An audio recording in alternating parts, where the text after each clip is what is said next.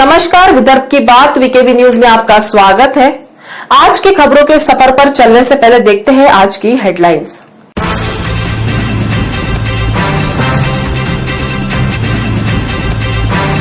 Corona की chain तोड़ने के लिए अब भीड़ वाले इलाकों पर ड्रोन कैमरों से पुलिस रखेगी नजर। इसका प्रायोगिक परीक्षण आज गांधीबाग इलाके में किया गया। नए कोरोना मरीजों को भर्ती करने के लिए नागपुर के सरकारी अस्पतालों में बेड कम पड़ रहे हैं। इसे देखते हुए प्रशासन ने 3 नए कोविड सेंटर शुरू कर 700 बेड की व्यवस्था की है। और महाराष्ट्र में ओबीसी आरक्षण समाप्त होने को लेकर राजनीतिक बयानबाजी का सिलसिला शुरू हो गया है। आज भाजपा के राज्य महासचिव चंद्रशेखर बावनकुले ने सरकार पर इस मामले में निष्क्रियता बरतने का आरोप लगाया है। और अब खबरें विस्तार से। कोरोना का संक्रमण रोकने के लिए पुलिस ने नया तरीका अपनाया है। अब भीड़ वाले इलाकों में पुलिस ड्रोन कैमरों की मदद से नजर रखेगी और गड़बड़ नजर आते ही वहां पेट्रोलिंग टीम भेजकर कार्रवाई करेगी। कोरोना के तीव्र संक्रमण के दौर में भीड़ पर नियंत्रण पाने के लिए अब पुलिस ने ड्रोन कैमरों की मदद लेना शुरू कर दिया है। शहर में संभावित भीड़ वाले इलाकों पर अब ड्रोन कैमरे घूमते रहेंगे।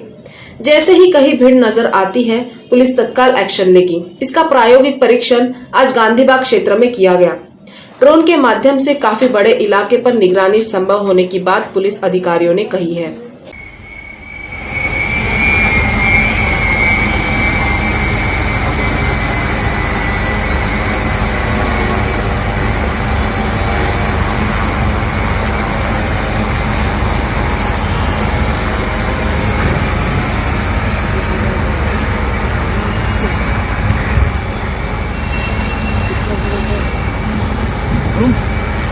ऑफ कोर्स आज हम लोग उनका भी ड्रोन से फुटेज लेंगे, जैसे मोमिनपुरा हो गया, इतवारी मार्केट हो गया, अपना तकिया दिवानशाह हो गया, इस तरीके के जो बजरिया हो गया, इन सब की हम लोग आज फुटेज लेंगे और हम लोग देखेंगे कि हमारा लॉकडाउन कितना कारगर हुआ है।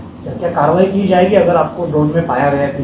देखिए, वो भीड़ भाड़ की तो कार्रवाई हम लोग का जो बीट मार्शल्स है और पेट्रोलिंग व्हीकल है, कंटिन्यूस पेट्रोलिंग करती है और उनको अपील करती है कि आप यहाँ पर भीड़ मत कीजिए, और जो लोग नहीं मानते उन पर कार्रवाई भी करती है। और ड्रोन्स के थ्रू अगर अपने को दिखता है कि जहाँ पर ज्यादा भीड़ हो रही है तो वहां पर जरूर कार्रवाई की जाएगी। नागपुर में हजारों की संख्या में मिल रहे कोरोना पॉजिटिव मरीजों को भर्ती करने के लिए बड़े अस्पतालों में बेड खाली नहीं है। इसके चलते जिला प्रशासन ने शहर में 3 नए कोविड सेंटर शुरू किए हैं। आगामी 2 दिनों में इनके शुरू हो जाने की संभावना बताई जा रही है। नागपुर में रोजाना हजारों की संख्या में कोरोना संक्रमित पाए जाने के बाद सरकारी अस्पतालों में स्थिति यह हो गई है कि नए मरीजों को बेड उपलब्ध कराने में दिक्कतें पेश आ रही है। इसके चलते जिला प्रशासन ने तत्काल प्रभाव से शहर में 3 नए कोविड सेंटर शुरू किए हैं। इनमें पांचपौली मनपा अस्पताल में 150 bed, Visvesvaraya national institute of technology में 200 और विधायक निवास कॉम्प्लेक्स में 300 बेड सहित कुल 700 बेड की व्यवस्था की गई है। यह तीनों सेंटर आगामी 2 दिनों में शुरू होने की संभावना प्रशासन ने व्यक्त की है। सीताबर्डी के फॉर्चून मॉल में अंडरग्राउंड पार्किंग जोन में अभिषेक बघेल नामक युवक की लाश मिली है। यह वाठोड़ा क्षेत्र से लापता बताया जा रहा था। पुलिस उसकी मौत के कारणों का पता लगा रही है। शहर में फॉर्चून मॉल के बेसमेंट में पार्किंग स्थल पर एक युवक की लाश मिलने से सनसनी फैल गई है। मृतक की पहचान अभिषेक बघेल के रूप में हुई है और वह एक पुलिसकर्मी का पुत्र बताया जा रहा है।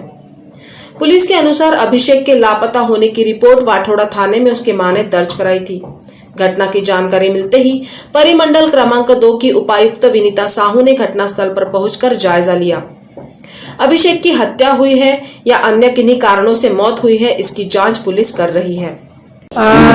जे मृतक आहेत त्या बाबतीत वाठोडा पोलीस स्टेशन येथे काल त्यांची आईने एक मिसिंग रिपोर्ट दिली होती। त्याबाबत त्यांचा शोध सुरू होता आणि जे डिस्क्रिप्शन त्यांनी दिलं होतं त्याप्रमाणे आज जेव्हा इथून फॉर्च्यून मॉल कडून माहिती आली की त्याप्रमाणे एक मुलगा आणि त्या सेम डिस्क्रिप्शनची जे बाईक आहे ते इथे दिसून येत आहे। तर या इथे येऊन शहानिशा केली तर जे मिसिंग मध्ये मुलगा होता आणि बाईक होती तेच आहेत। बाकी पुढील याबाबत जे आहेत आमच्या पोलिसांचा तपास सुरू आहे। आता काही सांगणे काही काही आता सांगणे it will be too early to comment on that. आता जे आहे जस्ट आता जे आहेत इन्क्वेस्ट वगैरे जे आहे त्यांच्या होणार आहे त्या बाबतीत आपल्याला माहिती देण्यात येईल. बट आता बॉडी जस्ट मिळालेली आहेत आणि आमच्या याबाबत तपास सुरू आहे. जी पोलीस कर्मचारी आहे त्यांचे मुलगा आहे त्यामुळे जे आहेत आम्ही याबाबत जे आहेत विशेष दक्षता घेऊन कारवाई करत आहोत.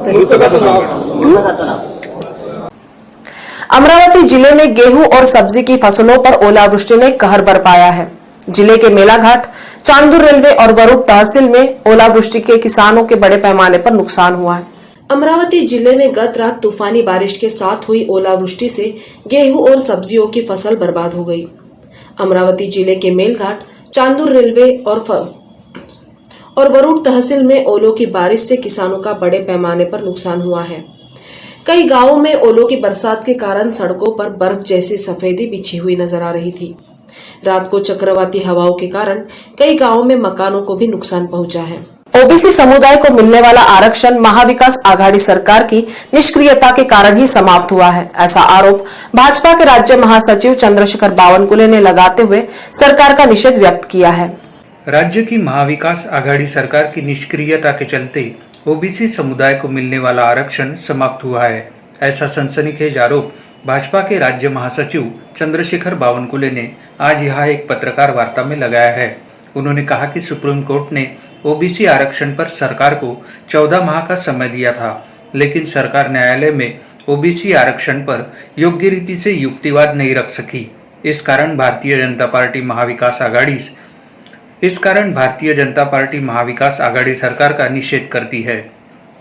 अब इस आदेश में ऐसा कहा है इसके बाद ओबीसी का आरक्षण नहीं रहेगा. इसका मतलब आने वाली ग्राम पंचायत, पंचायत समिति, जिला परिषद, नगर पालिका, महानगर पालिका में जो 16 मार्च 2021 का आदेश है, 16 मार्च का अभी आया हुआ परसों, यह राज्य चुनाव आयोग का इसमें कहा है कि अभी ओबीसी का आरक्षण नहीं रहेगा, केवल एससी एसटी रहेगा और बाकी सारी सीटें ओपन रहेगी. इसका मतलब जिला परिषद, पंचायत समिति, नगर पालिका, नगर पंचायत, लोकल बॉडी एक्ट में 27% ओबीसी के आरक्षण का जो विषय लेकर कायदा है वो निरस्त हो गया. वो कायदा जिंदा है लेकिन फायदा नहीं हुआ, क्योंकि सरकार ने पिछले 14 महीने में आयोग कम से कम इतना बता सकते थे सुप्रीम कोर्ट में, हमने आयोग तैयार किया है, आयोग की कार्रवाई चालू है, पूरे महाराष्ट्र का सर्वे करना है, कोरोना का संक्रमण है, हम डाटा देते हैं, ये भी बोल सकते थे.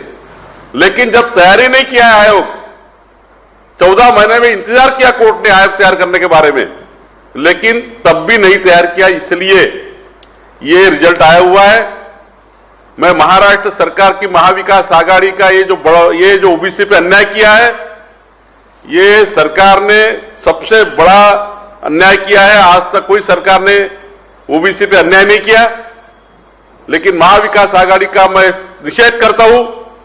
सारा ओबीसी समाज इस सरकार का निषेध करता है और ये सरकार को हम आंदोलन के माध्यम से ये सरकार के खिलाफ हम जाएंगे. हर जिले में आंदोलन होगा और जिस प्रकार से ओबीसी की संख्या खत्म कर दी गई, ये बहुत निराशाजनक है, ये समाज पर अन्याय करने वाला है. और इसके लिए ये महाविकास आघाड़ी की दुराचारी, अनाचारी सरकार, जो हुकुमशाही सरकार आई है, वो जवाबदार है. ये सरकार के मंत्री 14 महीने इधर उधर घूमते रहे, कोई भी केस में ख्याल दिया नहीं, मोर्चे करते रहे, ओबीसी समाज के मढ़ावे करते रहे, लेकिन अन्याय होते रहा और आखिरी अन्याय का निर्णय आ गया. और ये 16 मार्च का निकाय जो राज्य निवडणूक आयोग का लेटर है, ये दर्शाता है कि ओबीसी समाज अभी कोई सीट आरक्षित नहीं रहेगी. जलगांव महानगर पालिका की सत्ता शिवसेना ने भाजपा से छीन ली है. यह भाजपा के 30 नगर सेवकों ने बगावत कर शिवसेना को समर्थन दे दिया था. इस सत्ता परिवर्तन से भाजपा के वरिष्ठ नेता गिरीश महाजन की साख को धक्का पहुंचा है. भारतीय जनता पार्टी के वर्चस्व वाली जलगांव महानगर पालिका में हुए चुनाव के बाद यहां शिवसेना ने सत्ता हासिल कर ली है.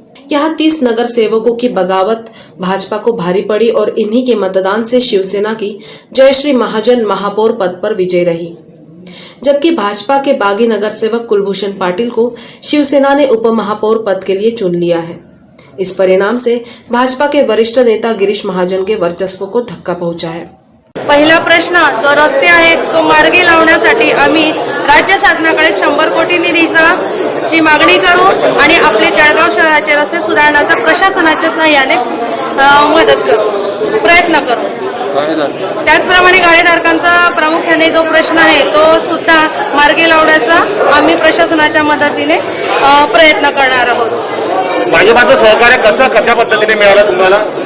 भाजपाचं सहकार्य 2.5 वर्षामध्ये भाजपाचे जे नगरसेवक होते त्यांना जळगावकरांसाठी काहीच करता आलं नाही, म्हणजे जळगावकरांच्या अपेक्षा त्यांच्याकडून पूर्ण झाले नाही। वारंवार त्यांना नागरिकांकडून विचारणा होत होती। या सर्वांना कंटाळून त्यांनी शिवसेनेला मदत करण्याचं ठरवलं की जेणेकरून शिवसेनेच्या मदतीने ते जळगावकरांचा विकास करू शकतील। थँक्यू। 2 गुटों में हुए संघर्ष के बाद बेलतरोड़ी क्षेत्र में एक युवक की मौत हो गई, जबकि दोनों गुटों के कई लोग घायल हुए हैं। पुलिस ने इस सिलसिले में 8 से 9 लोगों को हिरासत में लिया है। सर, बेलतरोड़ी हद में एक हत्या का मामला सामने आया सर। ये मृतक कौन था और किसने मारा सर, इसको क्या जानकारी है पूरी?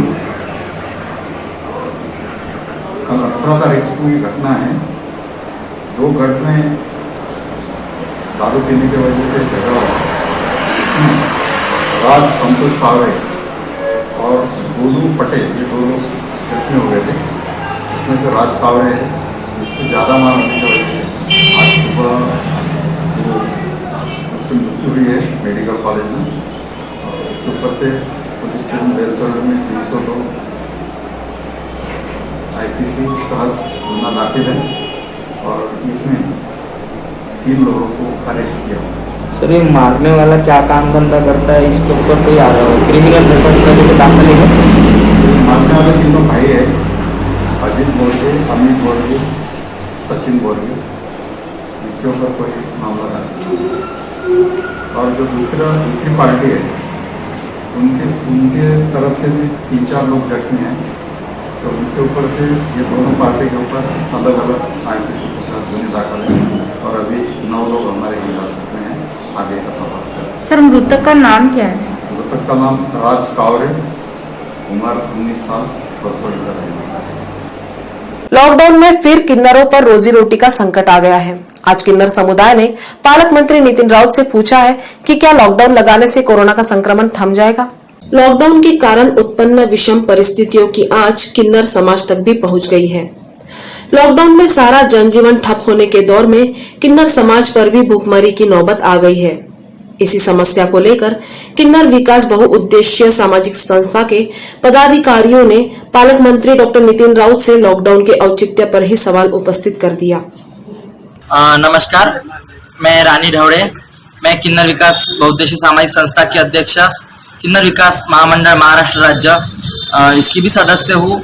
आज गए 5 दिन से नागपुर शहर में लॉकडाउन चल रहा है। ये लॉकडाउन लगाने का कुछ अच्छा अर्थ निकलता होगा तो लॉकडाउन लगाने में कोई मतलब है, नहीं तो कोई मतलब नहीं है। मेरी एक आदरणीय नितिन जी राउत साहब से एक ही मांग है कि लॉकडाउन लगाने से अगर पेशेंट कोरोना के रुक रहे हैं या मास्क लगाने से कोरोना पेशेंट रुक रहे हैं, आज तो कल तो रिकॉर्ड टूट गया, 3000 के ऊपर पेशेंट चले गए। आज बताओ आप कि ये कोरोना का ऐसा लॉकडाउन लगाओगे तो गरीब जनता का क्या होगा, या किन्नर हमारे किन्नर समाज है, किन्नर समाज का भी क्या होगा, ये आपने कुछ सोचे। नागपुर भोपाल हाईवे पर निजी ट्रैवल्स की हाई स्पीड ने 2 किसानों की जान ले ली। यह किसान कृषि माल वाहन में लाद कर मंडी ले जा रहे थे। यह दुर्घटना पाटन सावंगी के समीप हुई है। माल परिवहन सुचारू बनाने के लिए उत्तम किस्म के चौड़े राष्ट्रीय राजमार्ग सरकार ने बनाए हैं, लेकिन चालकों द्वारा गति पर नियंत्रण नहीं रखे जाने के भयंकर परिणाम सामने आ रहे हैं। इंदौर भोपाल की ओर से यात्रियों को लेकर नागपुर आ रही रॉयल स्टार ट्रैवल्स के चालक ने पाटन सावंगी के पास कृषि माल लेकर जा रहे चौपहिया वाहन को ऐसी जोरदार टक्कर मारी कि 2 किसानों की स्थल पर ही मौत हो गई। टक्कर इतनी भीषण थी कि वाहन में लदे लहसुन सड़क पर बिखर गए थे और ट्रैवल्स के सामने का हिस्सा बुरी तरह चकनाचूर हो चुका था। बस के चालक सहित 9 लोग भी इस दुर्घटना में घायल हुए हैं। महाराष्ट्र विधानसभा के प्रतिपक्ष नेता देवेंद्र फडणवीस ने आज मुंबई में कोविड वैक्सीन का पहला डोज लिया। उन्होंने वैक्सीन के लिए पात्र नागरिकों से टीकाकरण के लिए आगे आने का आह्वान किया। पूर्व मुख्यमंत्री एवं प्रतिपक्ष नेता देवेंद्र फडणवीस ने आज मुंबई में कोरोना का टीका लगवाया। इसके पश्चात उन्होंने राज्य के नागरिकों से आह्वान किया है कि इसके लिए पात्र व्यक्ति जल्द से जल्द टीका लगवाने सामने आए। तो खबरों के सफर में आज इतना ही। आपसे फिर मुलाकात होगी, तब तक बने रहिए वीकेबी न्यूज के साथ। नमस्कार।